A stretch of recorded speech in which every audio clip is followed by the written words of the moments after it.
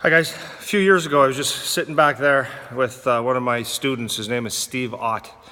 Steve played for, he was drafted first round pick to Dallas, and then he played in Buffalo, then he played in St. Louis, Montreal, Detroit when he was finishing up. And now he's an assistant coach with the St. Louis Blues.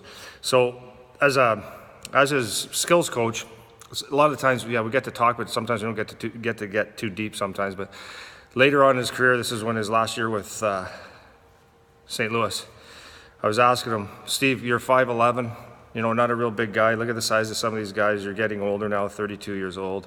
How do you do it? What's the deal?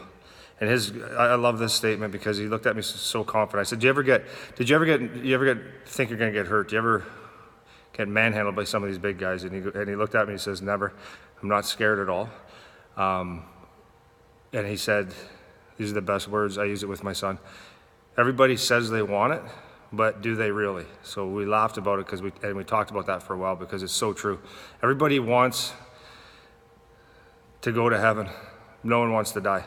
And that's basically what we were talking about, is everybody walks around in whatever industry you're in. There's pretenders out there, pretenders that say, I really want this, and but when it comes down to it, there's a lot of excuses made, but are they really doing anything? So as a hockey player, what are you doing? As a hockey player, as a coach, are you preparing?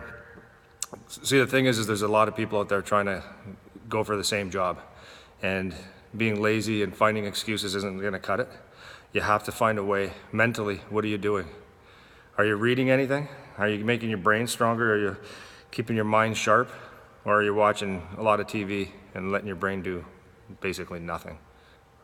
If physically, are you working out every day? Are you doing something that other people aren't going to do? And then are you training on the ice? Are you working your shot? Are you doing the little things to make yourself better? Coaches, are you preparing? Are you getting literature to learn new drills, to learn new systems, motivation techniques to push your kids and find their threshold buttons?